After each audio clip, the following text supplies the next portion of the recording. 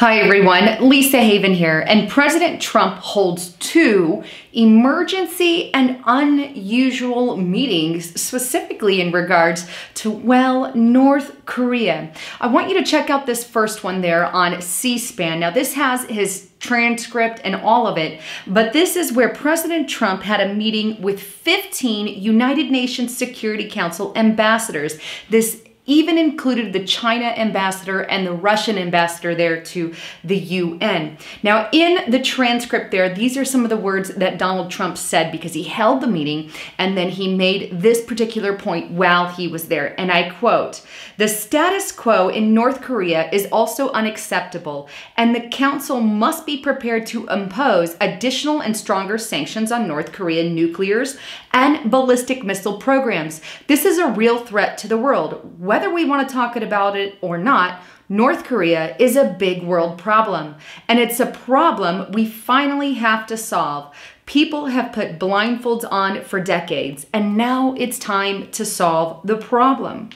Now, here's the thing. On that particular report, President Trump is pushing for more sanctions on North Korea. Those can come in many forms.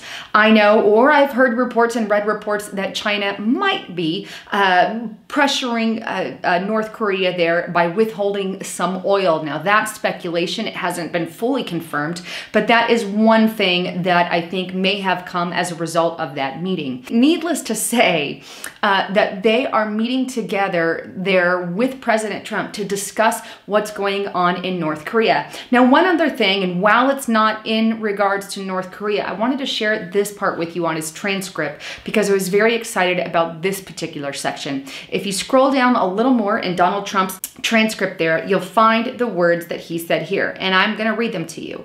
"The U.S. is just one of 193 countries in the UN that pays for 22% of the budget and almost 30% of the United Nations peacekeeping, which is unfair. We need the member states to come together to eliminate inefficiencies and bloat, and to ensure that no one nation shoulders a disproportionate share of the burden militarily or financially. This is only fair to our taxpayers." Interesting. So one little note there is, I wish we didn't even, we're part of the UN, but consider when we're paying billions of dollars to the UN and what did he say? 30% of the peacekeeping budget and 22% of the regular budget. Well, we are taking the brunt force here. We're paying 10 to 20 times most other countries, and we've got to keep it fair, as Trump says it. So I just wanted to add that because I think that's interesting and worth bringing up at that time. So during that UN meeting, he not only addressed that we want to put sanctions on North Korea, and I agree, but if North Korea continues to run his little mouth there, then we need to take even further action. But at least sanctions is a step in that direction. But I also find it great that Donald Trump at least brought out the inconsistencies there with the United Nations, a globalist new world order pushing organization, which I can't stand. We need to get out of the UN altogether. But a step in that direction would be, let's defund some of that bad boy when we're the money holders of the UN.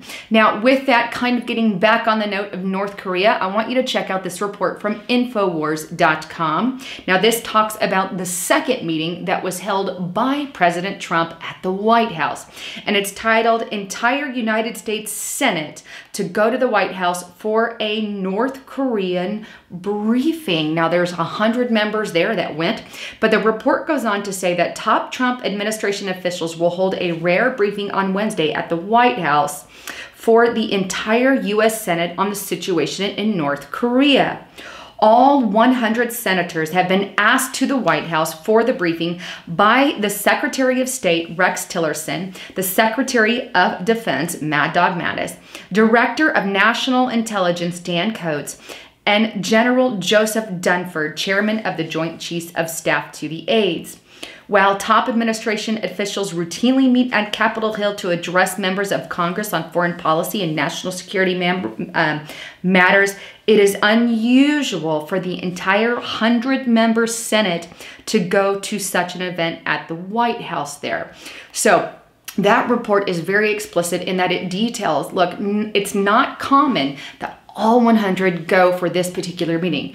All that to say, first he meets with the UN Security Council or the UN ambassadors there, and then all of a sudden now he's meeting with Congress. That means some headway and something is about to happen, at least with North Korea. Now we know that the US Carl Vinson is en route now to get on the border there in North Korea. It's headed that way, and we know some ships from Japan are also going that way as well. Well, then I also found this report by express.co.uk titled, "The US is preparing to evacuate 230,000 Americans from South Korea." Now the subline says, that Trump has demanded the evacuation of citizens from South Korea as part of a drill called Courageous Channel. Now this drill is actually scheduled for June, and it's a drill that they've done many times. They've actually done this also in September of last year. This drill was done, I believe, in 2014 as well. But considering the tensions and things that are going on, I guess this particular drill is coming up on an opportune time. And so they're preparing to evacuate 230,000 Americans from South Korea, to kind of give you an idea of the status of that drill. All that to say, we've heard multiple evacuations from South Korea to Americans now, to people in Kim Jong-un's, lots of that, or talk of that. Some have gone back in. We have the Kim Jong-un parade, in which he and I'll leave information below on this, but he, during his parade about a week or so ago, he showed an image and a TV screen where he sent a missile launch into a coastal city in America, and the whole city in America blew up. He showed the American flag behind the fire with a bunch of gravestones there in the background. And every single one in the audience cheered about that particular clip that Kim Jong-un had aired, and they were celebratory. They were happy, or celebrating, excuse me. They were celebrating in regards to the victory over America's death, if you will. Now, I don't know if a lot of people in their country are brainwashed, or if they really felt the need to clap, or if they even wanted to clap. We don't really know, because he is such a dictator and has such control over his people. It's just not right.